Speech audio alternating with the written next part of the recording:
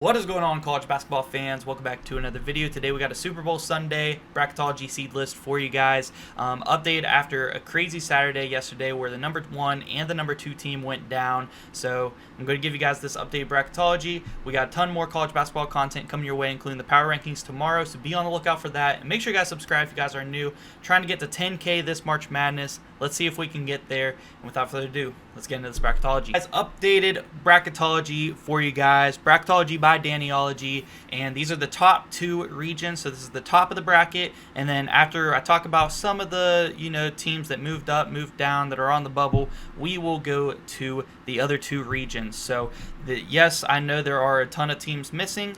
It is in the second half of this video will be the other 2 region. So if you guys just want to skim over and skip and look at that one, that they're in the second half of the video. So Southeast region in the top of the bracket. South region, our top overall seed is still the Auburn Tigers, even though they did lose at home to Florida. That was a shocker.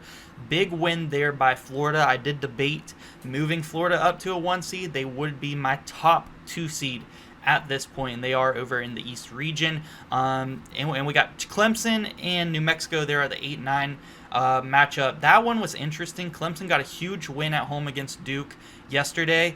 I really wanted to move Clemson up to a 7 seed, and they are close. I don't feel like they deserve a 7 seed over Louisville, although Clemson does have some big wins this year.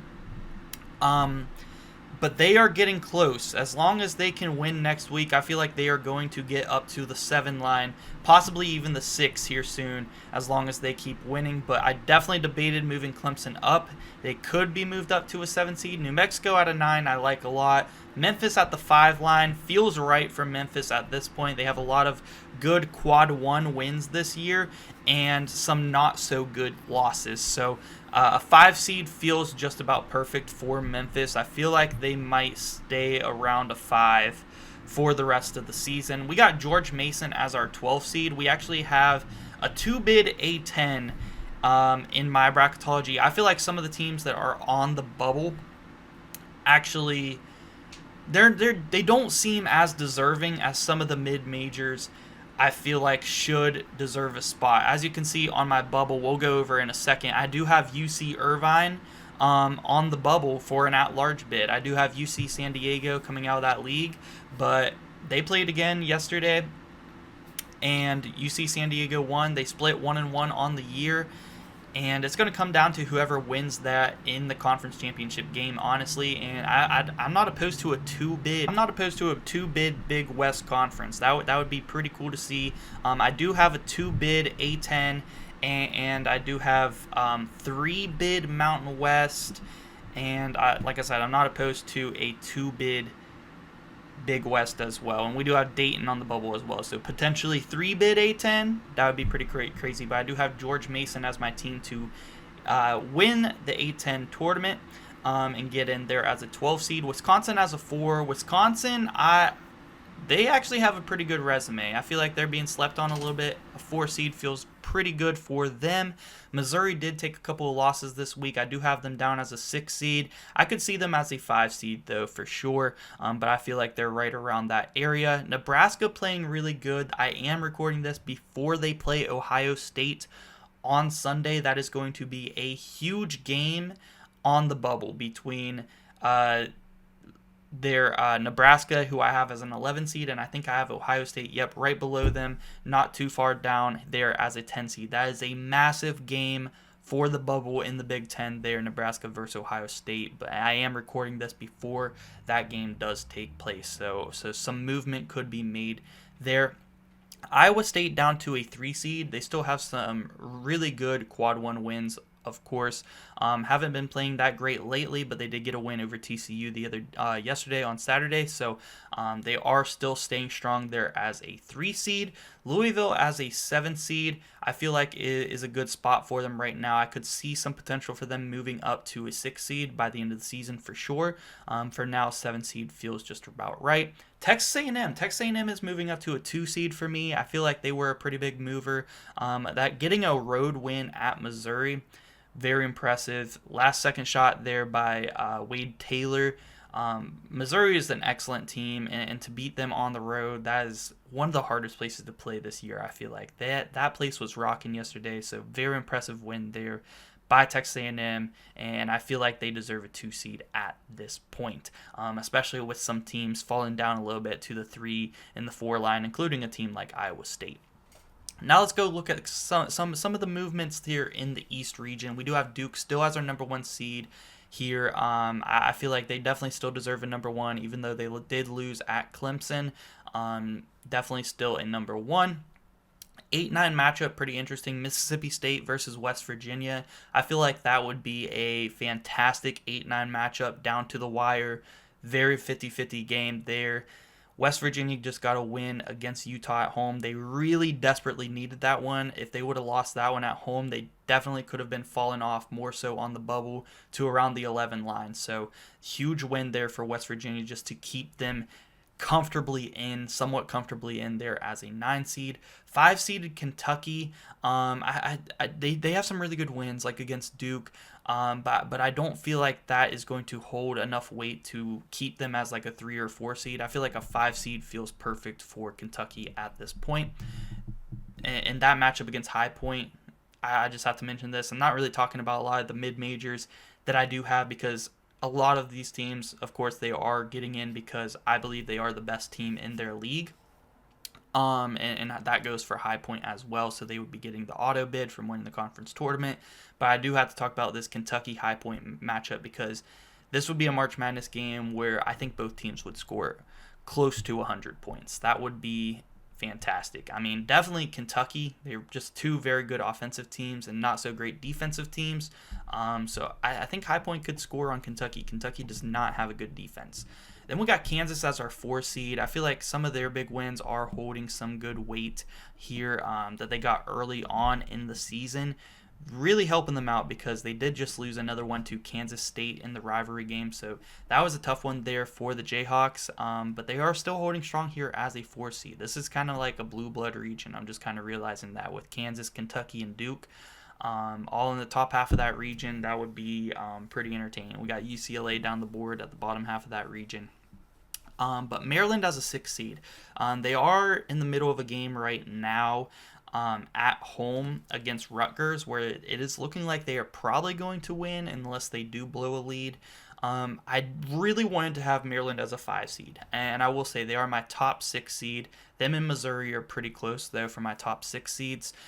I really wanted to have Maryland up at a 5 seed, but I just could not find someone that I wanted to replace them with. I debated swapping them in Michigan, but Michigan kind of feels like they deserve a 5 seed. We'll get to them in the other half of the bracket, but I think Maryland and Michigan are really fighting for a 5 seed right now. But Maryland, I feel like they definitely deserve one, but I got them at a 6 for now. 11 seed on the bubble, Texas. Texas is definitely on the bubble. They took a loss to Vanderbilt. That really helped Vanderbilt. We'll get to them in the second half of this bracket. But I got VCU getting one of the last teams in here, playing in the first 4 games against Texas as an 11 seed. Like I said, I got 2-bid A10, George Mason, and VCU. I feel like they deserve it over some of these teams in the bubble that we'll talk about here in a second. Really deserve it. And then we got one of my bigger risers, 3 seed St. John's. St. John's deserves a 3 seed at this point in the season. I mean, if Marquette or UConn especially were doing what they're doing right now, with the schedule that they've played, they would be a 1 or a 2 seed. So why are we not showing that same respect to St. John's? I think 3 seed feels perfect right now. They beat UConn and Marquette this week. Huge riser. They're going to be a huge riser in the power rankings tomorrow. They're up to a 3 seed. 7-seeded UCLA versus 10-seed Wake Forest. That is just a 7-10 matchup. Just feels right. One of those two teams going at it would be a very good treat. Wake Forest been racking up a lot of good wins. They took a few losses, to some of the better teams in the ACC,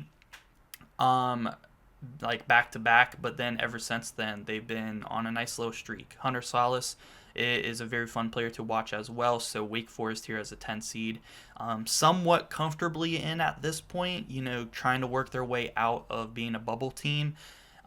Wake Forest would love to see them get in because of how many times they were left just outside of the bubble in recent years. So I would love to see Wake Forest get in. And then Florida as a 2 seed. I will say Florida, I think I mentioned it at the beginning. I did debate after their win on the road at Auburn, potentially giving them a 1 seed, but I feel like they're still a 2 seed at this point, but they are my top overall 2 seed.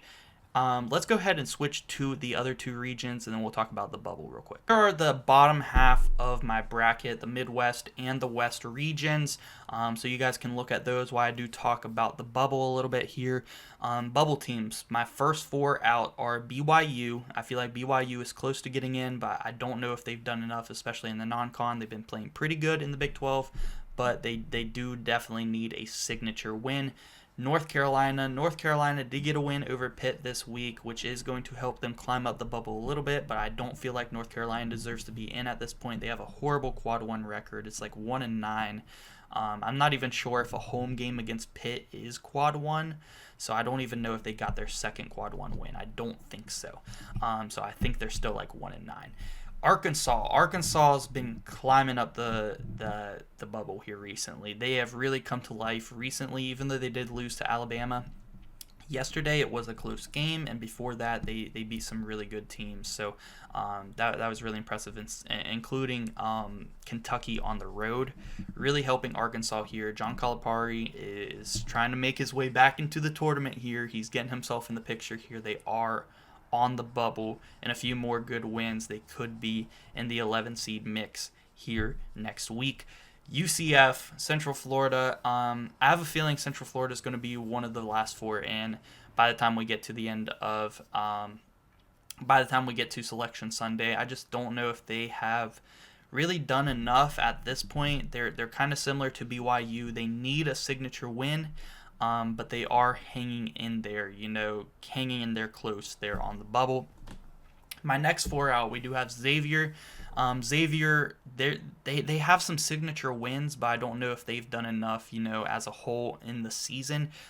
They were able to beat some of the better teams in the Big East there, but I don't feel like they've done enough so far.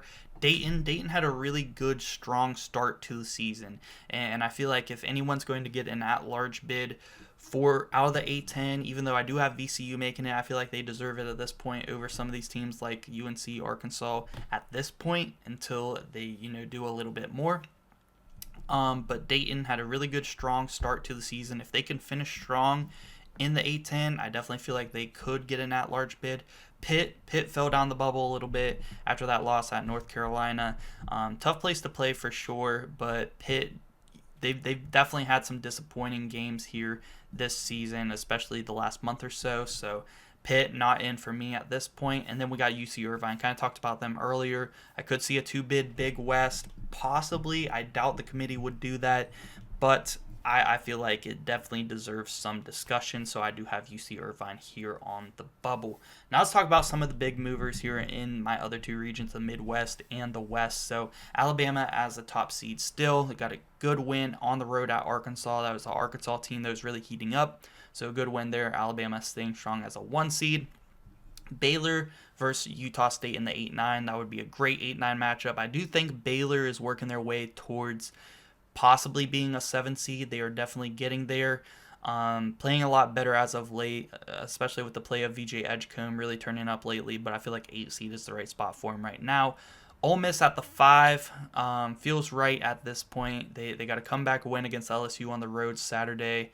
Very impressive. I thought they were going to lose. I was definitely going to have a team like Maryland or Missouri over Ole Miss at the 5 line, and Ole Miss was going to fall to the 6 if they did end up losing to LSU, but they held on here, was able to come back in that one, so they hold strong at the 5 line. Texas Tech at the 4 line, they did lose to Arizona, but still a very hot team. I think they definitely deserve a top 5 seed. I would have them at the 4 line at this point. St. Mary's and Drake, I do have Drake as an at-large bid, getting in as an 11 seed. I feel like they have done enough. They are 21-2, I believe, at this point in the season, playing really good. They have some wins over teams like Vanderbilt in the non-con early on in the season, so I feel like that can help them potentially get an at-large bid. If they can wind up with like 27, 28 wins, by the end of the regular season, I think Drake could for sure get an at-large bid. And then St. Mary's, I feel like St. Mary's is really underrated right now. The way that they've been playing definitely warrants at least a 7 seed, maybe, but I got them here as a 6 seed, and I kind of feel like they are fighting for a 5 seed. It wouldn't surprise me if the Gales could end up with a 5 seed, but I do feel like they are definitely being undervalued as like a 8-9 seed in some people's bracketologies. And then Michigan State as a 3 seed, big win against Oregon. Needed that one because they were on a 2-game losing streak, so that was a good win there for them. They looked a lot better in that second half against Oregon. Some of the best basketball I've seen Sparty play this year. Creighton as a 7 line. Creighton's really come alive the last month or so and climbed up my bracketologies. I had them out for quite a while, but they've really turned up, and they kind of look like, one of the better teams in the Big East now. Definitely top 4 there with UConn, Marquette, and St. John's. And right now they're up at the 7 line. Oklahoma 10 line. Creighton, Oklahoma would be an awesome game there in the 7-10. That would be down to the wire most likely. A lot of drama in that game for sure. Purdue as our 2 seed. Purdue definitely deserves it. They've been really under the radar, it feels like, for the last so many weeks of the season, but they are definitely playing like maybe the best team in the Big Ten. They still look like they are the top team in that league. So look out for Purdue to possibly make some noise. Now let's go look at the West region, see if we have any big movers. We still have Tennessee as our 1 line. I did debate giving it to Florida. Let me know, does Florida deserve a 1 seed over Tennessee? Let me know down below in the comment section. It is very close for me. But Tennessee versus Omaha, that would be, interesting. I would definitely think some people would choose Omaha in that matchup. Not to hate on Tennessee. They have a fantastic team, and they do beat up on a lot of the mid-majors that they played this year. So I don't think that they would lose to Omaha, but Omaha is a very intriguing mid-major this year. So I'm interested to see if they do win the Summit League, who they do draw in the tournament. And if Omaha can get a 15 seed, yeah, that would be pretty interesting. 8-9 matchup between UConn and Gonzaga. I do think UConn could be a 7 seed. Gonzaga a 9 seed does feel right. But the way Oregon's been playing recently, they've been losing quite a bit. UConn and Oregon could definitely be swapped in this situation. And I wouldn't be too mad at you for that. But UConn-Gonzaga 8-9 matchup would be pretty crazy there in the first round. Michigan as our 5 seed, like I talked about earlier, it was between Michigan and Maryland. I was very much debating who I wanted to put at the 5 line. I decided to give it to Michigan, even though I do believe that both teams do deserve it. I did give it to Michigan here. Good win on the road at Indiana yesterday. UC San Diego, I got them out of the Big West, getting that 12 seed over UC Irvine because they did just beat them yesterday.